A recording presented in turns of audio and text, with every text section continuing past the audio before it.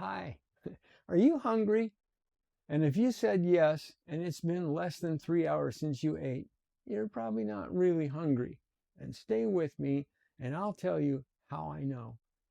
Hi, I'm Steve, and welcome to another Down Home Clean Carnivore video.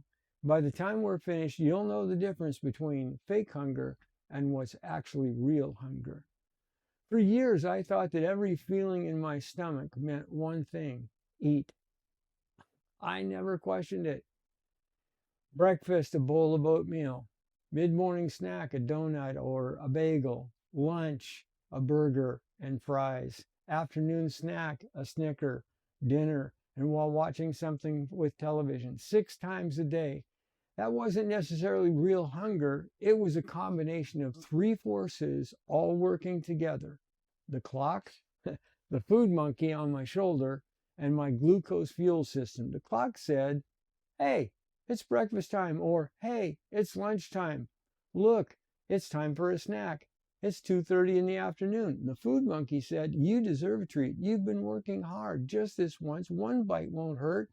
And because my body was already running entirely on glucose, every few hours it wanted a refill. Three different voices, all pointing to the same cookie. No wonder I thought I was hungry. Stay with me, because the next part explains why so many of us mistake cravings for hunger. Your body sends a signal that it needs more fuel. Your brain receives that signal, but after years of running on glucose, the food monkey is already waiting with an answer. "Hey, grab a donut. You want some chips? How about a cookie?" He doesn't care what your body actually needs. He only wants quick relief and pleasure now, but the bill comes later. And here's something else that I discovered. The food monkey is lazy.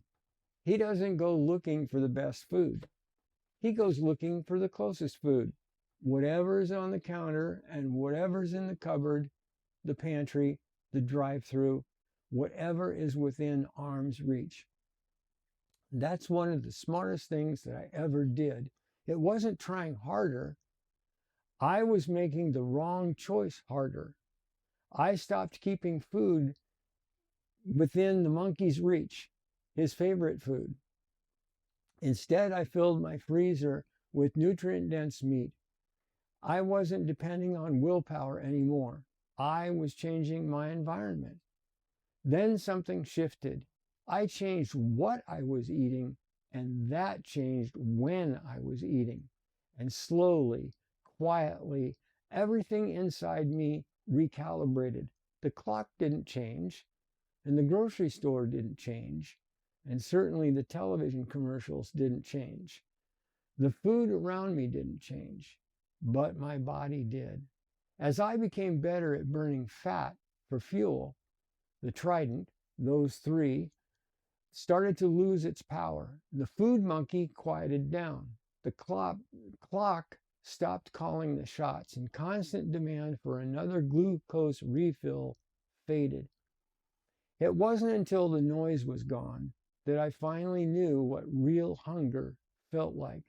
And looking back, I realized I'd spent years calling everything hunger. I simply didn't know that there was a difference.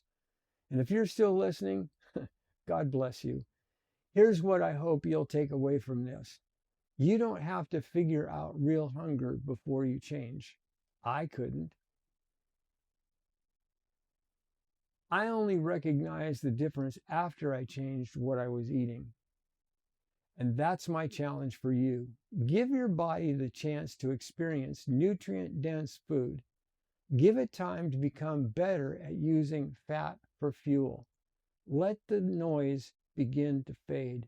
Then discover real hunger for yourself. And when you do, you'll never confuse it for fake hunger again.